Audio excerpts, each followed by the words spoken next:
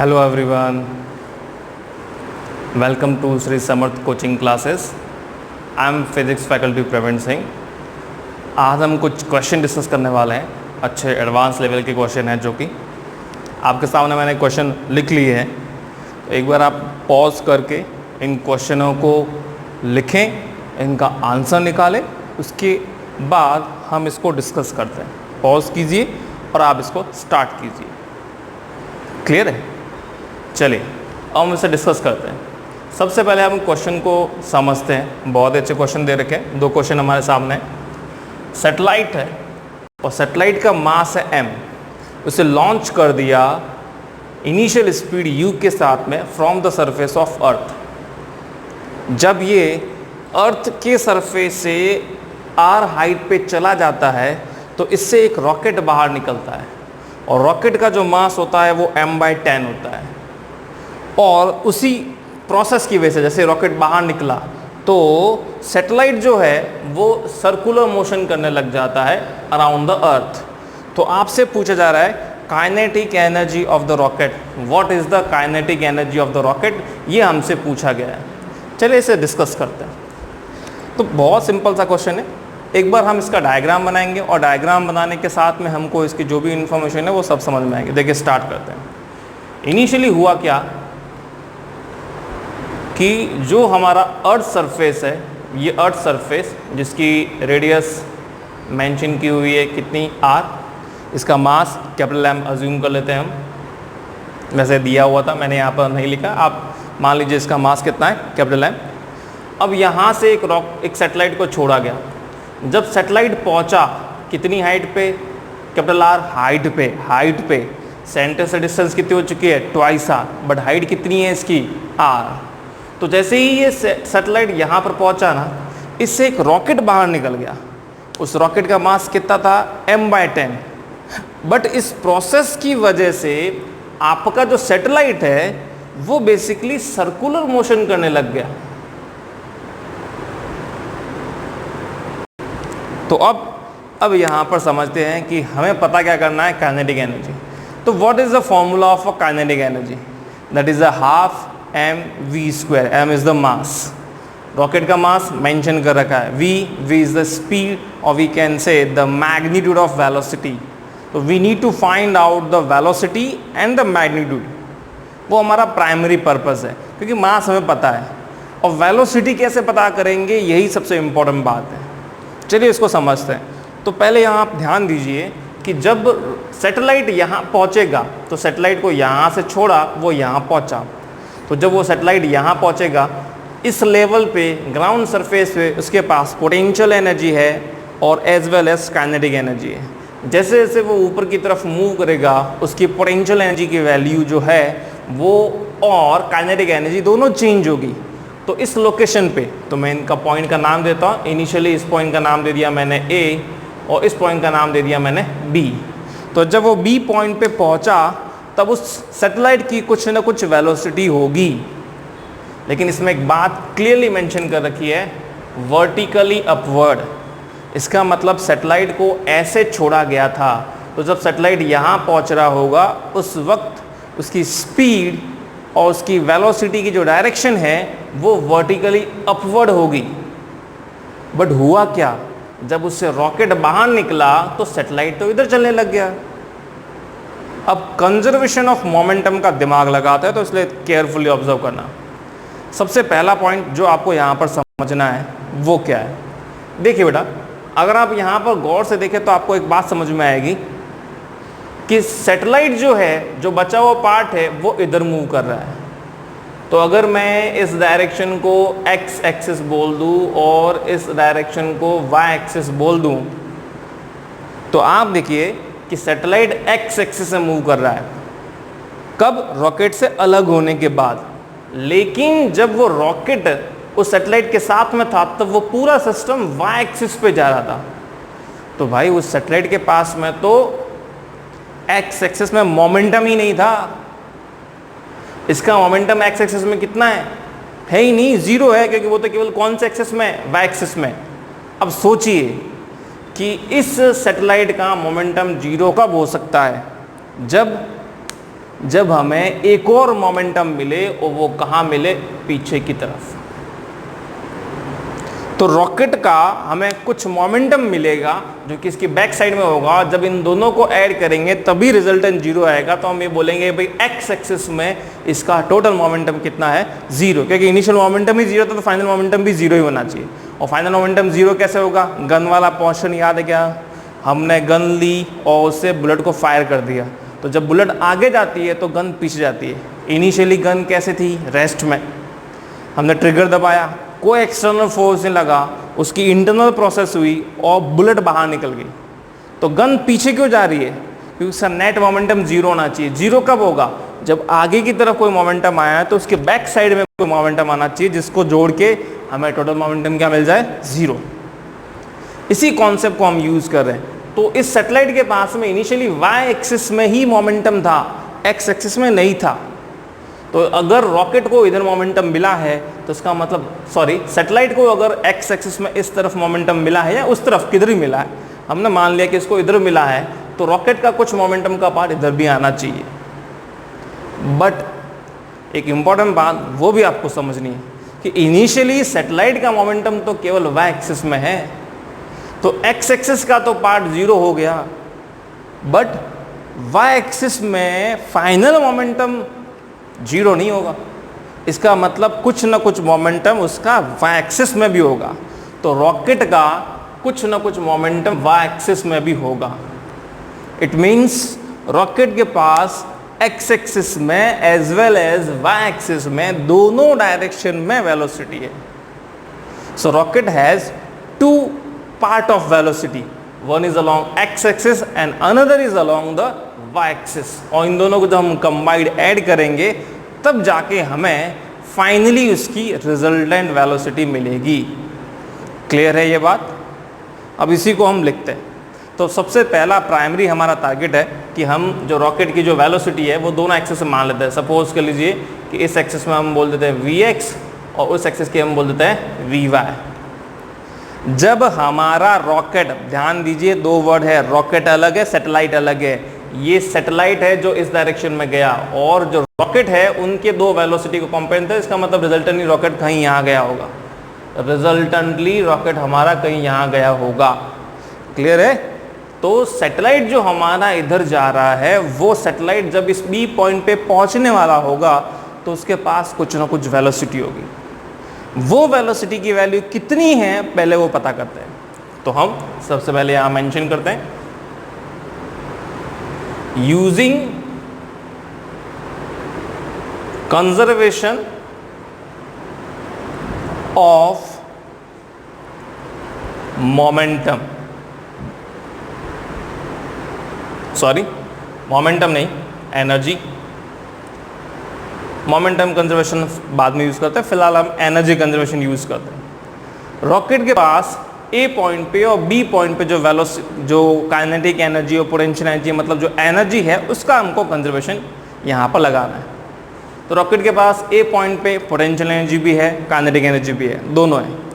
तो potential energy होगी minus जी, इसका मास m, सैटेलाइट का मास देख लीजिए, सैटेलाइट का मास स्मॉल m और डिस्टेंस दोनों के बीच की r।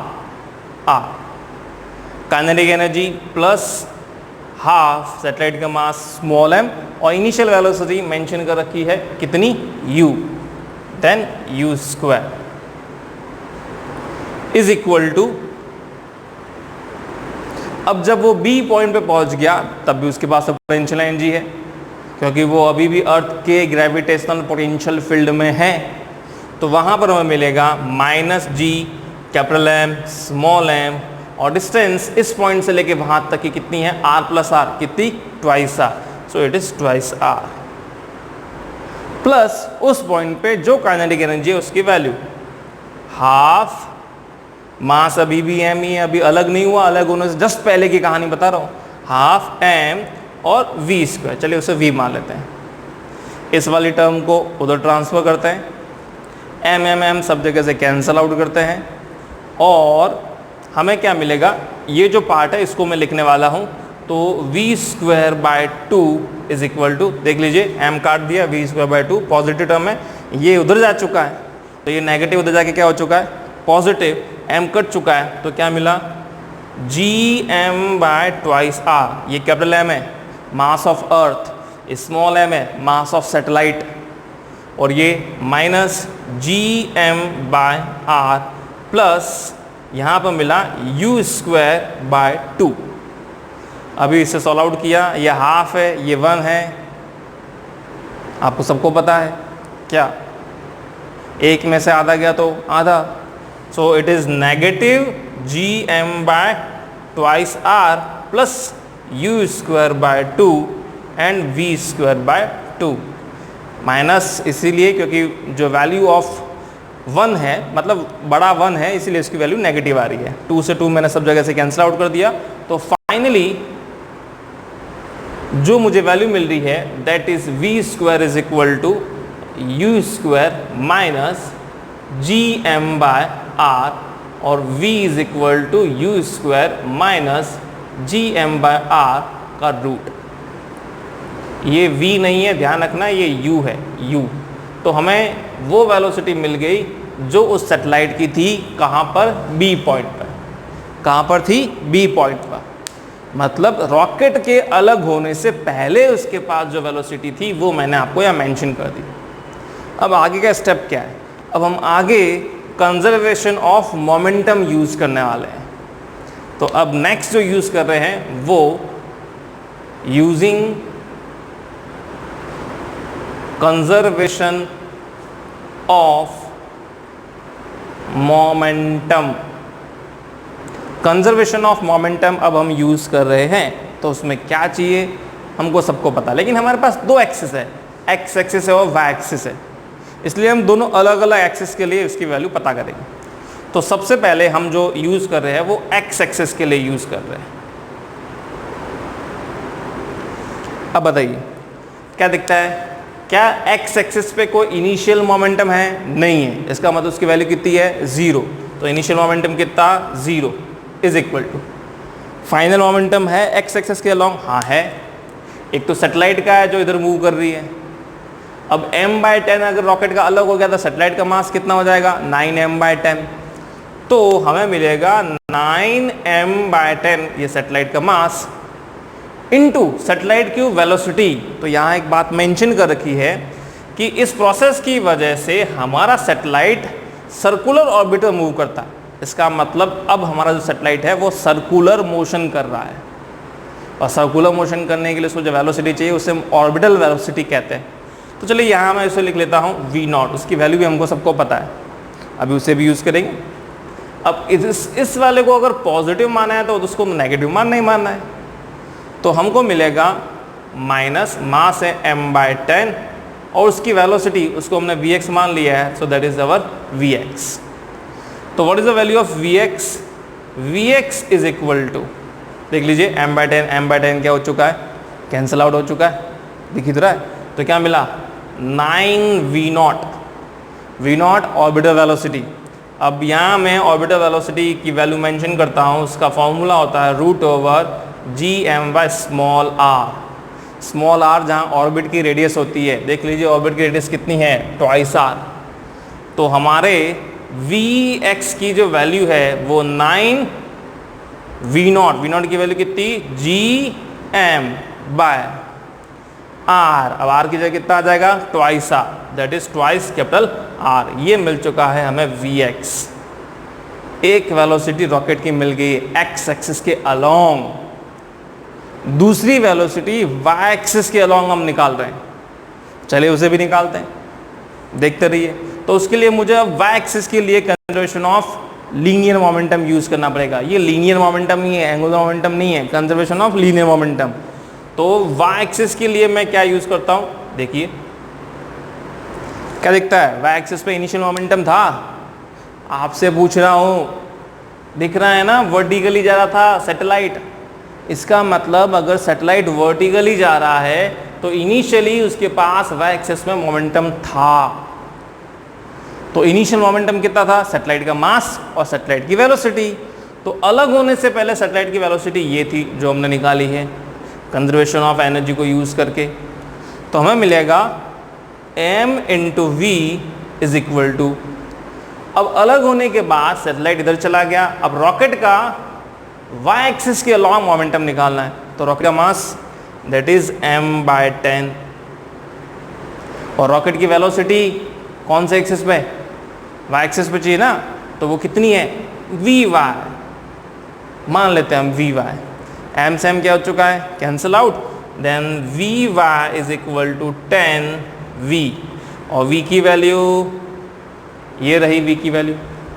तो as it is note down कर लेते हैं कितना आता है u स्क्वायर माइनस gm/r।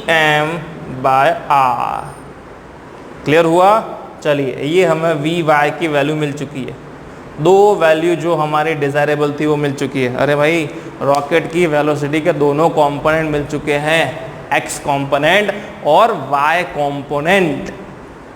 अब अगला पार्ट देखिए, चाहिए क्या हमें, तो पहले मैं वेलोसिटी को ऐसे लिख लेता हूँ, रॉकेट की वेलोसिटी, दो कंपोनेंट है ना, एक x उधर नेगेटिव x है तो कोई प्रॉब्लम नहीं, minus V X I cap plus V Y J cap.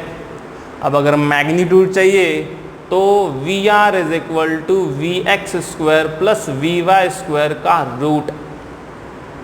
हमें चाहिए रॉकेट की काइनेटिक एनर्जी। तो लास्ट टाइम फाइनल जो हमारा रिजल्ट था कि हमें पता करना था रॉकेट की kinetic energy, that is kinetic energy of rocket, Avenger वाला रॉकेट नहीं, हमारा वो रॉकेट जो सैटेलाइट से अलग हुआ, याद है ना एवेंजर में वो रॉकेट था, रॉकेट रकून, वही। अब यहाँ हमें मिलेगा काइनेटिक एनर्जी के E is equal to half, mass rocket का कितना है m/10, वेलोसिटी ये रही तो वी आर का स्क्वायर।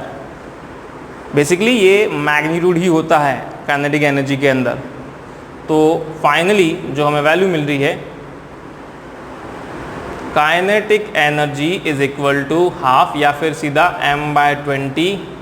अब इसका स्क्वायर करना है तो हमें क्या मिलेगा, V X square plus V Y square का रूट का स्क्वायर, हट चुका।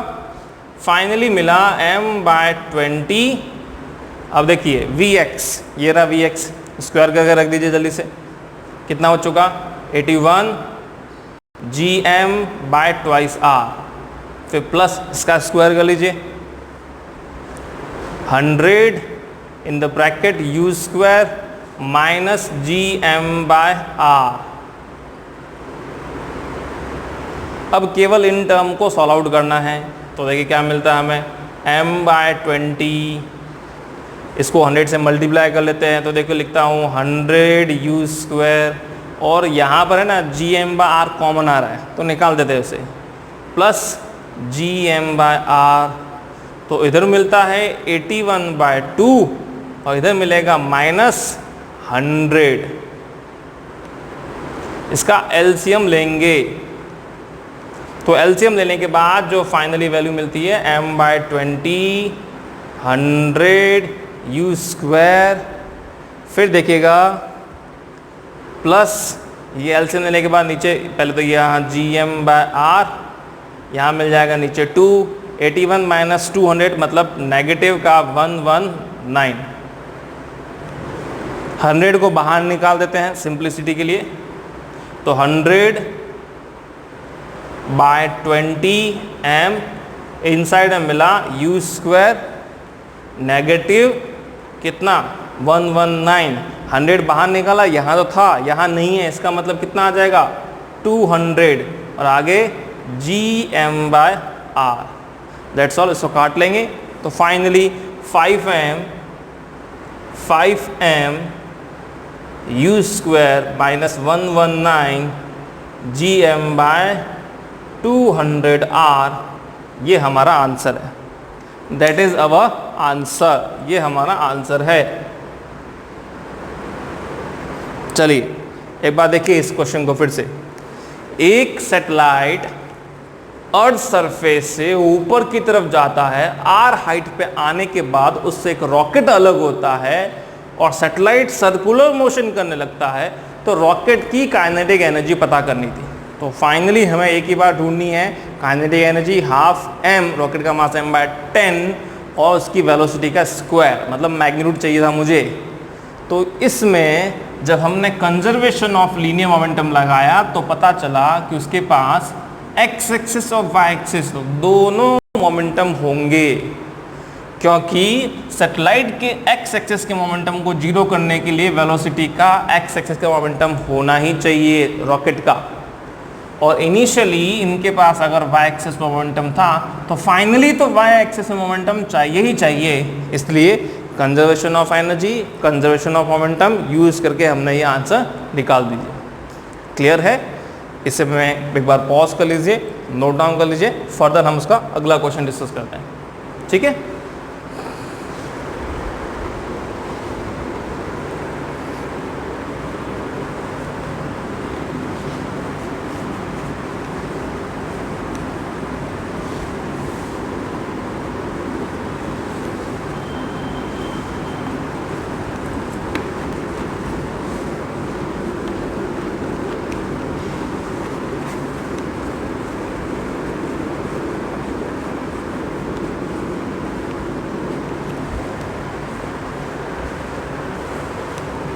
एक बात और कि ये जो क्वेश्चन है, ये क्वेश्चन जेईई मेंस 2020 एग्जाम में पूछा हुआ है जनवरी में। अरे ये मत सोचना कि अभी पूछ लेंगे, मैंने कहा 2020 जनवरी में। अभी अगला जो एग्ज़ाम जब भी होगा लॉकडाउन के बाद में, तो उसके लिए एक अच्छा सा इंपॉर्टेंट क्वेश्चन था, हमने डिस्कस कर लिया। अगला क्वेश्चन ये भी ग्रेविटेशन से ही लिंकअप है। इसमें क्वेश्चन में ये दिया है, सेकंड क्वेश्चन, एक अर्थ पे जिसकी रेडियस आपको मेंशन कर रखी है r, मास मेंशन कर रखा है m। मैं आपको बताया था कि मास कैपिटल M है और रेडियस जो है वो उसकी कैपिटल R है। एक स्मॉल बॉडी जिसका मास स्मॉल है, मैं उसे प्रोजेक्ट कर दिया, और प्रोजेक्ट करने के लिए उसने एक बात बोली कि उसकी इनिशियल वेलोसिटी एस्केप वेलोसिटी के बराबर है। मतलब आपका जो भी स्मॉल मास है वो फिर से अर्थ पे लौट के आने वाला नहीं। पर इसने क्या पूछा, इसने कहा कि ये जो time taken by small body to reach height of 3r, height centre से डिस्टेंस नहीं, हाइट ऑफ 3r, वो k into root over twice r cube by gm है। तो k की वैल्यू कितनी है, मतलब इंटीजर टाइप क्वेश्चन।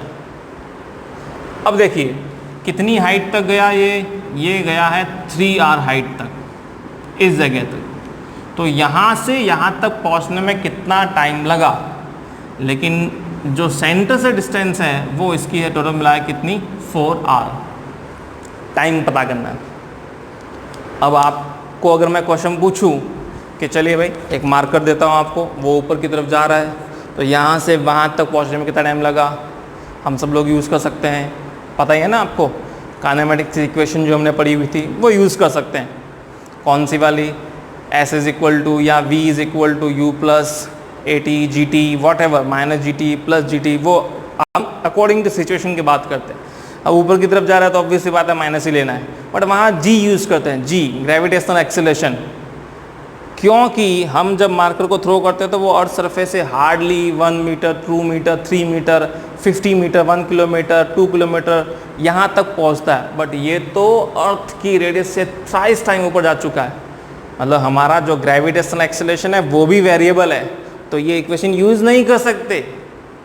अब सोचो एक्सेलरेशन वेरिएबल है, मतलब कुछ ना कुछ ऐसी बात आ रही है कि आपको अब यहाँ पर दिमाग लगाना है। एक्सेलरेशन वेरिएबल है, वेरिएबल टर्म है एक्सेलरेशन आपका। देन सोचिए क्या पूछा, क्या आपको टाइम और डिस्टेंस दे रखी है। ओके, टाइम पूछा है, डिस्टेंस दे रखी है, मतलब कुछ ना कुछ आपको दिमाग लगाना पड़ेगा। तो यहाँ पर इंटीग्रेशन की प्रोसेस शायद हमें यूज़ करनी पड़ सकती है। याद है आपको, ऐसे हमने बहुत सारे क्वेश्चन किए हुए हैं जहाँ कुछ वेरिएबल टर्म आती है तो हम उसमें इंटीग्रेशन की प्रोसेस यूज़ करते हैं। चलिए एक बार फोकस कीजिएगा क्वेश्चन पे। कैसे पता करें? पता क्या करना है? टाइम। तो क्या क्या दे रखा है? हम ये बोल सकते हैं कि डिस्टेंस या डिस्प्लेसमेंट जो भी है वो हमको मेंशन किया हुआ है। अब एक्सेलरेशन वेरिएबल है, टाइम पता नहीं है। फिर हम एक तो कर सकते हैं कि यहाँ पर कितनी वेलोसिटी हो, वहाँ कितनी वेलोसिटी, वो तो हम पता कर सकते हैं, ये हम काम पता कर सकते हैं। तो चलिए लेट करते हैं कि इसके सेंटर से स्मॉल आर डिस्टेंस पर, इसके सेंटर से स्मॉल आर डिस्टेंस पर उस स्मॉल बॉडी की वेलोसिटी कितनी होगी वो पता करते हैं। देखिएगा ध्यान से, वही using energy conservation, using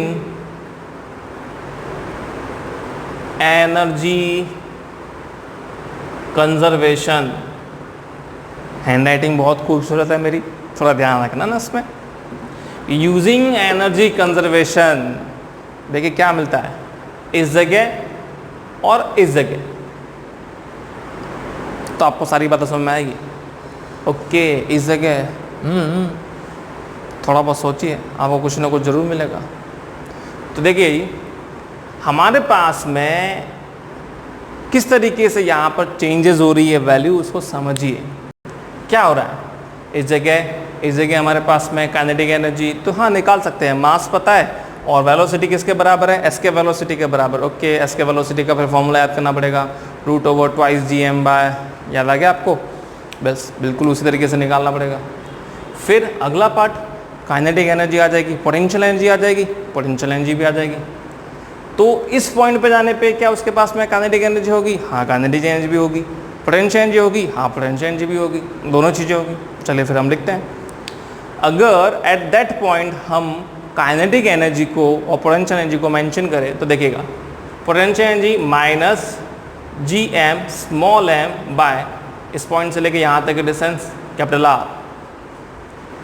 plus half mass कितना है हमारे पास में, तो मास हमको m ही दे रखा है। वेलोसिटी किसके बराबर है? s के वेलोसिटी के बराबर, तो मैंने लिख दिया s के वेलोसिटी का स्क्वायर इज इक्वल टू, उस जगह पे हमने डिस्टेंस कितनी मान ली? स्मॉल r, तो हम लिख लेते हैं, क्या लिखते हैं? हम लिखते हैं minus G capital M small m bye small r। Clear है? और उसके बाद हम लिखते हैं प्लस हाफ m, वहाँ की वेलोसिटी को जनरली हम v मान लेते हैं, तो ये हो जाएगा हाफ m v²। m सब जगह से कैंसल आउट। स्केप वेलोसिटी की जो वैल्यू होती है that is √/2 GM by capital R, इसकी वैल्यू होती है, ये हम पुट करेंगे, स्क्वायर करेंगे, तो m सब जगह से मैं काट रहा हूँ। देखिए क्या मिलेगा, माइनस GM बाय R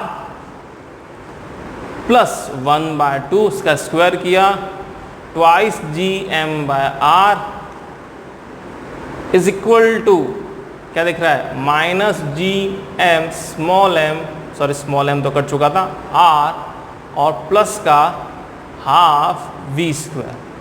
2 से 2 कैंसिल आउट, पॉजिटिव नेगेटिव 0। अरे होना ही है। एस्केप वेलोसिटी के लिए जो भी हम यहाँ पर वैल्यू रखते हैं उससे फाइनल एनर्जी 0 ही तो रखते थे, तो भाई इनिशियल भी तो एनर्जी सम होकर 0 ही होनी चाहिए, तभी तो एस्केप पे जाएगा, जहाँ से इसका कोई इफेक्ट नहीं होगा, कोई ग्रेविटेशनल फील्ड नहीं होगा, इसलिए इनका सम करने पे कितना मिला? 0। तो फिर फाइनली क्या मिला हमें मिलता है v is equal to, root वगैरह हटाए थे उसको उधर भेज दिया, 2 G capital M small m by R। What is v? Velocity उस पार्टिकल की जो यहाँ से यहाँ तक जा रहा है। And what is R? R is a distance, displacement. तो देखिए जैसे जैसे ऊपर जाएगा वैसे वैसे R बदलता रहेगा, R वेरी होता रहेगा। तो वेलोसिटी को भी तो हम R की टर्म में रिप्रेजेंट कर सकते, क्या लिख सकते? dr by dt is equal to, क्या मिला हमें? √/2 GM by small r। √r को उधर भेज दिया, √r dr is equal to √2 GM into dt। अब आप बोलेंगे क्या होगा इससे, देखो इंटीग्रेट करेंगे तो टाइम मिल जाएगा, इधर इंटीग्रेट करेंगे तो r की वैल्यू कहाँ से कहाँ तक वेरी करती है, r की वैल्यू वेरी करती है, r की वैल्यू कैपिटल R से लेके कहाँ तक करती है, यहाँ साइज r नहीं है, सेंटर से डिस्टेंस मेजर करेंगे तो कितनी 4r। तो जब हम इसका इंटीग्रेशन करेंगे तो इंटीग्रेशन r से लेके 4r तक root r dr is equal to integration twice gm dt time 0 से लेके t तक। जो भी हमें यहाँ मिलेगा उसमें t multiply root over twice gm होगा और उधर करना है इंटीग्रेशन, रूट r का इंटीग्रेशन, r की पावर हाफ है, हाफ प्लस 1 3/2 डिवाइड बाय 3/2 तो वो हो जाएगा 2/3 और स्मॉल r की पावर 3/2। इसकी लिमिट r से लेके 4r तक। कोई दिक्कत तो नहीं आता, समझ में आ रहा है? देखिए अब ध्यान से, जो भी मुझे यहाँ पर ये जो टाइम मिला है इस टाइम की वैल्यू को हम किस तरीके से कन्वर्ट करते हैं देखिएगा आप ध्यान से।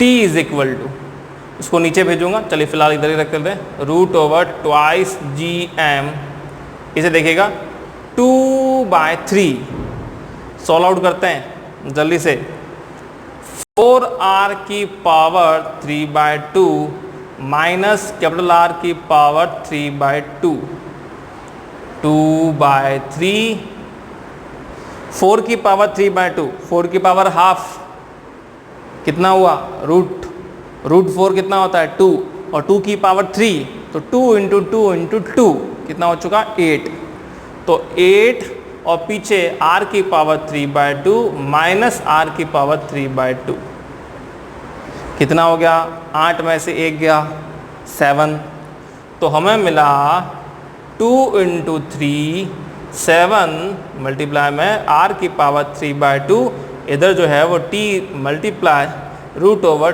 Twice gm। अब इस टाइम की वैल्यू को कैलकुलेट करते हैं, t is equal to twice multiply 7 multiply r की power 3/2 divide by thrice root over twice gm। देखिए हमें जो वैल्यू मिली हुई है उसमें r भी रूट में ही है, तो फिर r को ट्रांसफर कर देते हैं रूट में, t इज इक्वल टू, देखो 7 और 3 को यहीं रखते हैं, 2 को अंदर भेजते हैं और r को भी अंदर भेजते हैं, 2 रूट में जाएगा तो हो जाएगा 4, 2 रूट में जाते हैं क्या हो चुका 4